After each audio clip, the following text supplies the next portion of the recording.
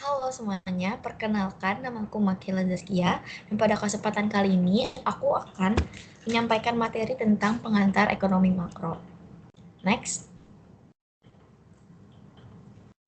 Di sini kita akan membahas dua topik. Yang pertama adalah national income, yaitu GDP nominal dan GDP real, dan yang kedua adalah multiplier effect. Next. Kita mulai dengan pengertian national income. National income adalah total pendapatan yang diterima oleh seluruh faktor produksi suatu negara. Next. Nah, ketika kita membahas national income, otomatis kita juga akan membahas GDP atau Gross Domestic Product, di mana GDP itu adalah total pendapatan yang dihasilkan oleh suatu negara dari pendapatan warga negara Indonesia dalam negeri dan warga negara asing di dalam negeri. Perhitungan GDP bisa kita cari dengan 3 cara. Yang pertama adalah metode nilai tambah atau value added. Yang kedua adalah pendekatan penerimaan atau income. Dan yang ketiga adalah pendekatan pengeluaran atau expenditure. Next.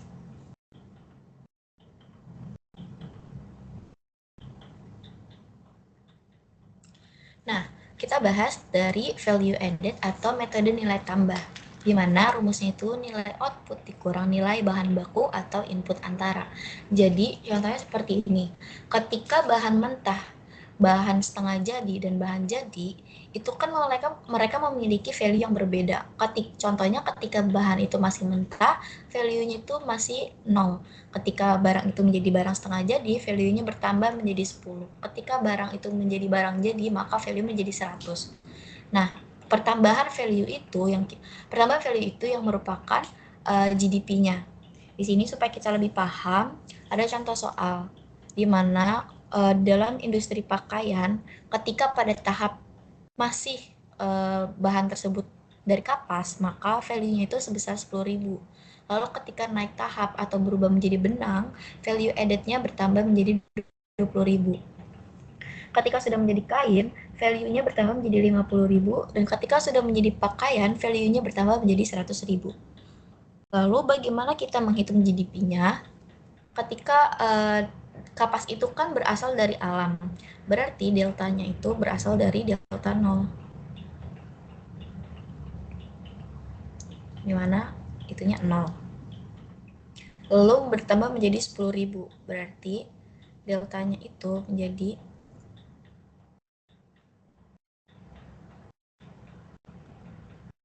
10.000, bertambah 10.000.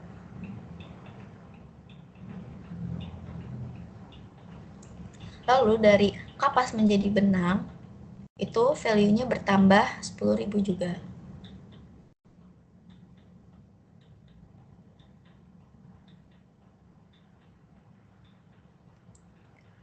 Lalu ketika benang itu menjadi kain, value-nya bertambah sebanyak 30.000.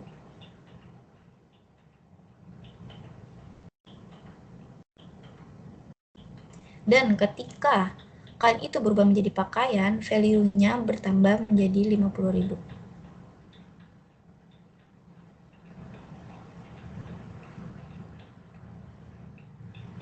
Nah, GDP-nya itu adalah pertambahan atau total penambahan value dari proses tersebut.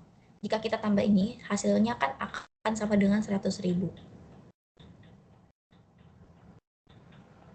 Nah, ini merupakan GDP-nya. Nah, hasil GDP itu harus sama dengan hasil terakhir outputnya. Jadi pakaian itu kan 100.000 dan GDP-nya 100.000. Jadi itu harus sama. Next.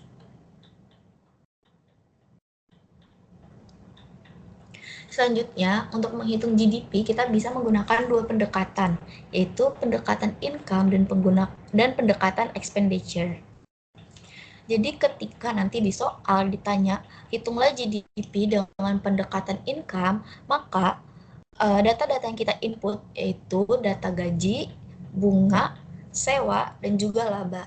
Tapi ketika di soal juga terdapat informasi tentang pajak tidak langsung, depresiasi, maka kita tambahin itu juga.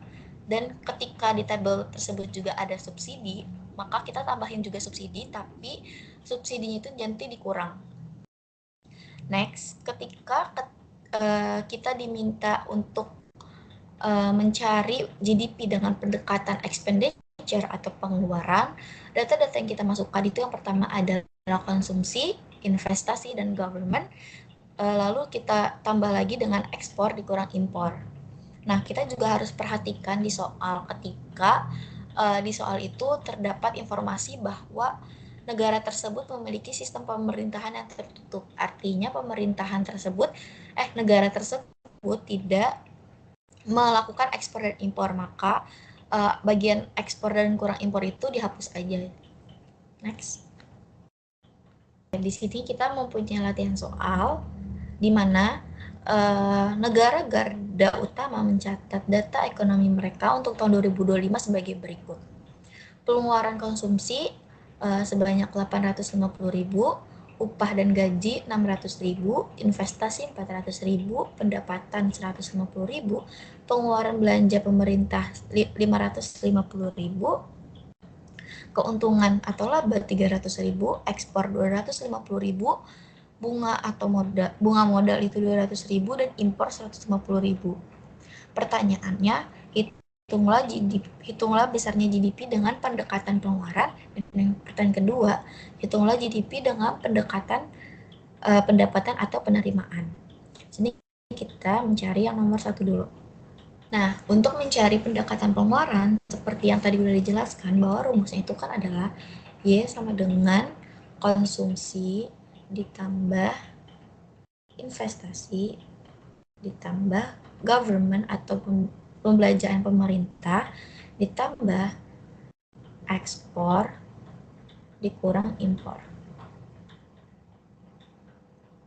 Nah, kita bisa lihat datanya di sini. Tinggal dimasukin aja. Konsumsi 850.000. Biar cepat ini aja. Government 400.000. Investasi 400.000. Government itu 550.000.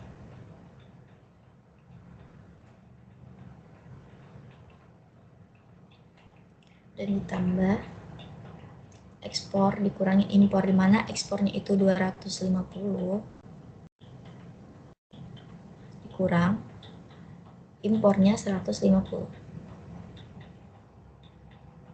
Nah, ketika kita hasilkan, ini hasilnya akan menjadi 1.900.000.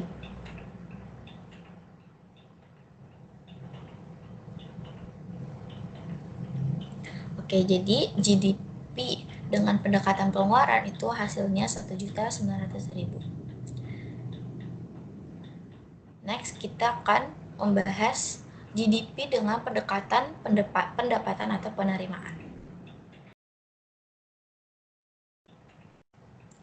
Nah, untuk yang kedua itu kan ditanya GDP dengan pendekatan pendapatan atau penerimaan. Rumusnya itu adalah Y sama dengan gaji ditambah dengan bunga ditambah dengan sewa ditambah dengan laba.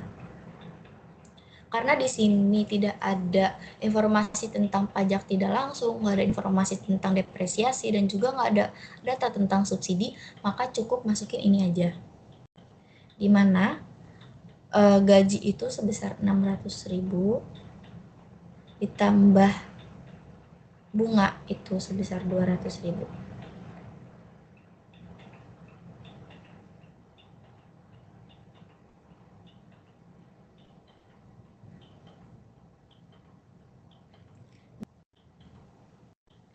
Lalu sewa sebesar 150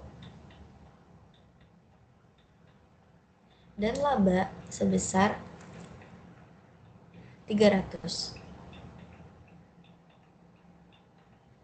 Nah, jika kita hasilkan, ini 1.250.000.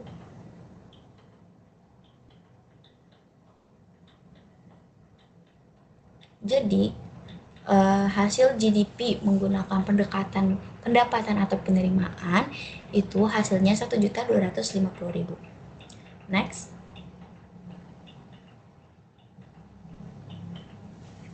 Nah, di sini aku bakal jelasin bagaimana menghitung konsep pendapatan nasional. Jadi, kita awali dengan menghitung GDP atau penghasilan WNI dan WNA di dalam negeri. Yang kedua ada namanya GNP atau Gross National Product. Jadi ketika nanti di soal ditanya hitunglah GNP-nya, maka rumus yang kalian pakai adalah GDP ditambah atau dikurang pendapatan neto. Di mana rumus pendapatan neto adalah pendapatan WNI di luar negeri dikurang dengan pendapatan WNA di dalam negeri. Selanjutnya ada NNP atau National Net Product, di mana ketika di soal nanti ditanya hitunglah NNP, maka kalian harus menghitung dulu JNP-nya. Baru dari JNP dikurang dengan penyusutan. Lalu ada NNI atau Net National Income, di mana rumus ketika untuk mencari NNI adalah NNP dikurang pajak tidak langsung. Selanjutnya ada PI atau Personal Income. Rumusnya adalah NNI ditambah transfer payment dikurang iuran. Nah, iurannya ini bisa berbentuk biaya sewa atau laba yang dibagi dan sebagainya. Dan yang terakhir adalah disposable income dengan rumus PI dikurang dengan pajak langsung. Jadi, ketika kalian ingin mencari JNP, NNP, NNI, PI, dan DI, pastikan kita tahu dulu GDP-nya. Ketika nanti di soal belum diketahui, kita cari GDP-nya dulu. Tapi biasanya tuh di soal GDP-nya sudah diketahui. Jadi kita tinggal cari GNP, lalu naik tahap ke NNP, selanjutnya NNI, PI, dan DI. Jadi ini tuh bertahap ya, nggak boleh lengkap-lengkap. Next.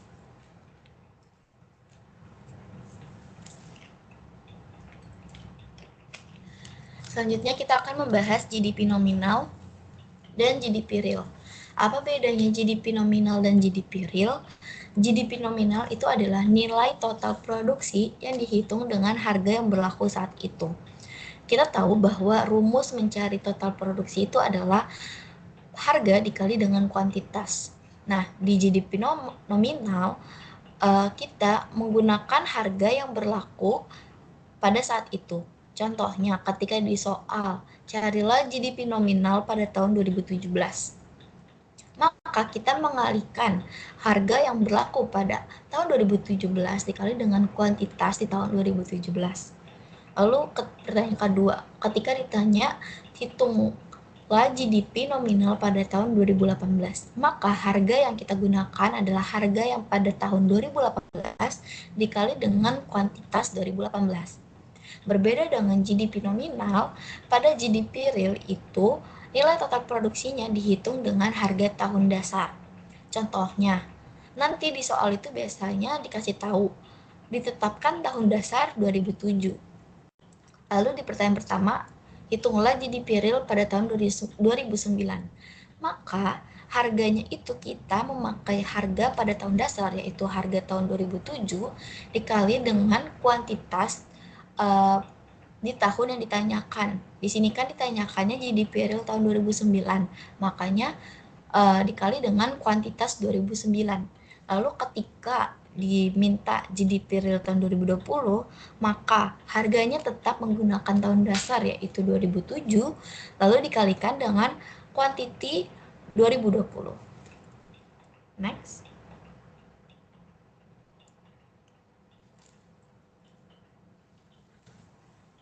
Next.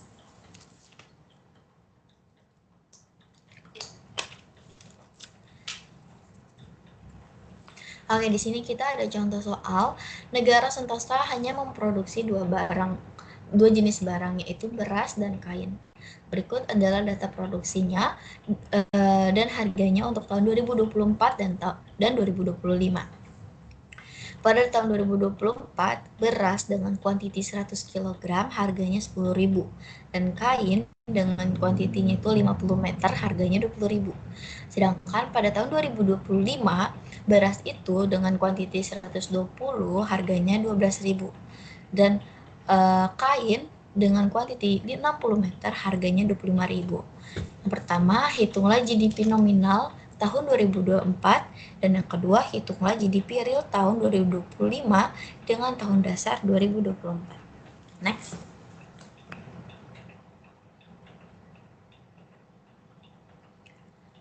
Oke, sekarang kita hitung pada pertanyaan pertama, yaitu hitunglah GDP nominal tahun 2024.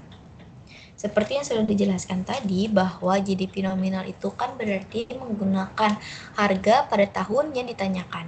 Di sini ditanyakan tahun 2024. Maka, yang pertama kita akan mencari harga beras. Beras itu kuantitasnya 100 dikali dengan harga pada saat 2024 itu 10.000.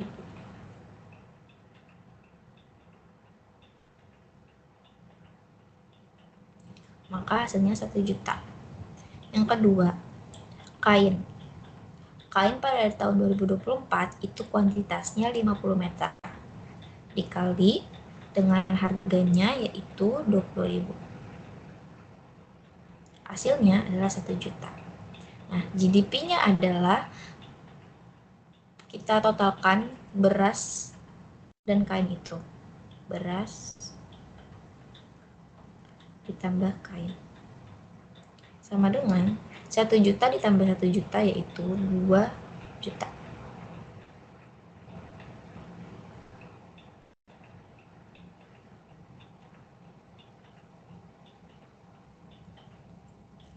Selanjutnya, di sini aku akan bahas pertanyaan yang kedua, yaitu hitunglah GDP real tahun 2025 dengan tahun dasar 2024. Seperti yang aku sudah jelaskan bahwa ketika kita diminta mencari GDP real tahun 2025, maka harga yang kita gunakan adalah harga pada tahun dasar, tetapi dengan kuantitas di tahun yang ditanyakan. Di sini kita akan mencari berasnya. Beras pada tahun 2025 kuantitasnya itu adalah 120 dan harganya adalah 10.000. Maka hasilnya adalah 1.200.000. Selanjutnya adalah kain. Kain pada tahun 2025 kuantitasnya adalah 60 meter dikali dengan harga kain pada tahun 2024 yaitu 20.000. Maka hasilnya adalah 1.200.000. Nah, kita tambahkan lagi beras ditambah kain itu adalah 2.400.000. Jadi GDP real tahun 2025 dengan tahun dasar 2024 adalah 2.400.000. Next.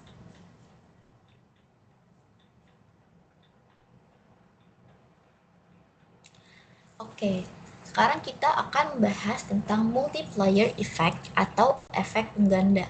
Apa itu multiplier effect? Multiplier effect adalah sebuah fenomena ekonomi di mana perubahan awal pada satu variabel pengeluaran seperti investasi, belanja pemerintah, ekspor akan memicu perubahan besar terhadap total pendapatan Y. Jadi di sini tuh kita menghitung seberapa besar sih perubahan yang diakibatkan dari menambah atau mengurangi baik dari pembelanjaan, investasi, pajak, dan sebagainya ke GDP atau total pendapatan. Next.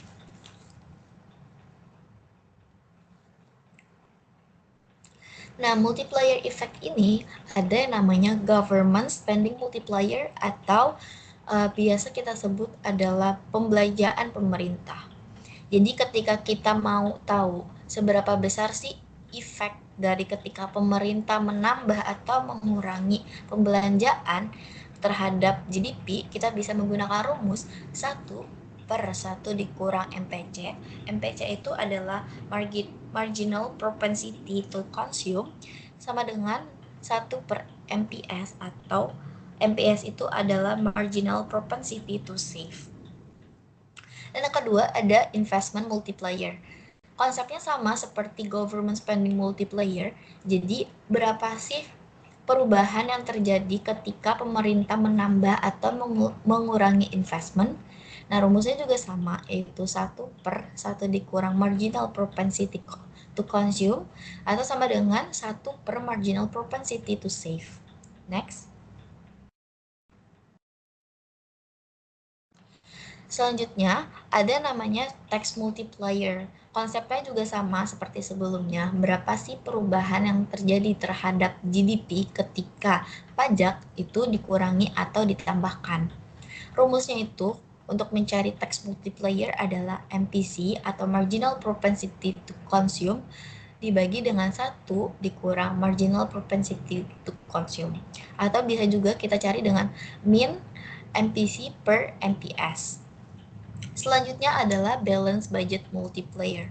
Apa itu balance budget multiplier?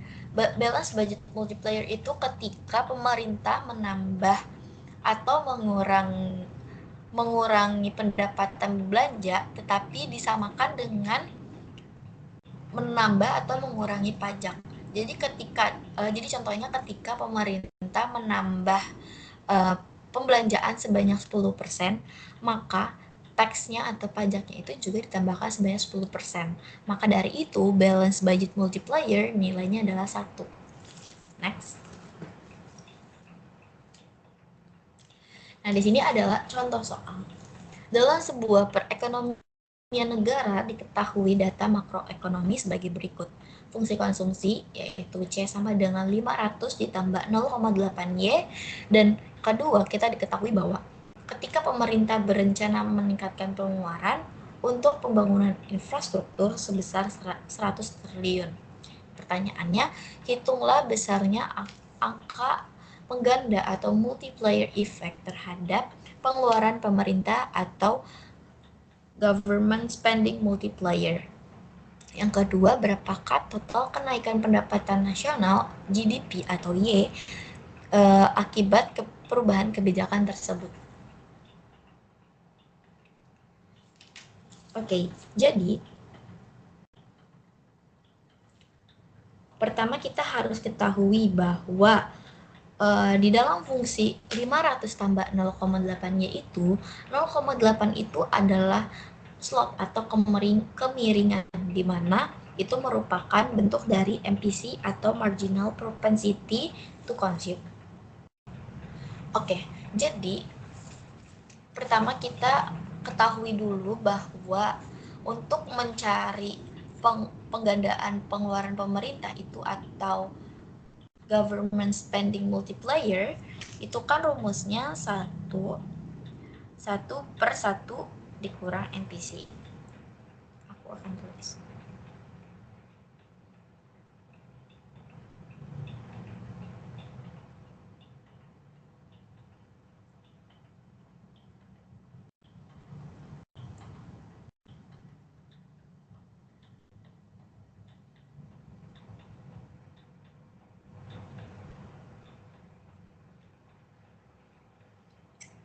Nah, di mana MPC itu adalah bentuk kemiringan dari fungsi konsumsi atau bisa kita lihat adalah 0,8Y. Jadi MPC-nya adalah 0,8. Nah, sekarang kita tinggal masukin deh.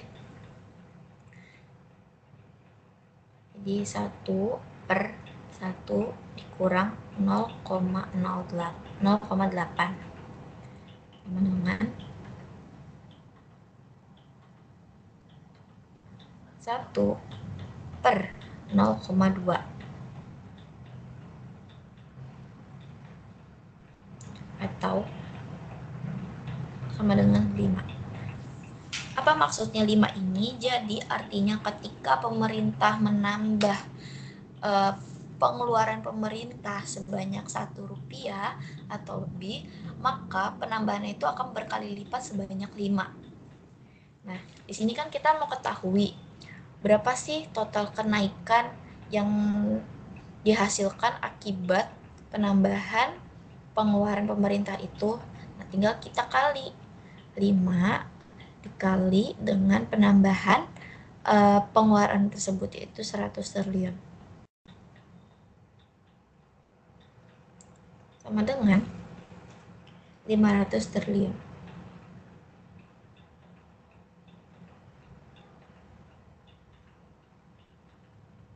Oke, mungkin segitu saja materi yang bisa saya sampaikan.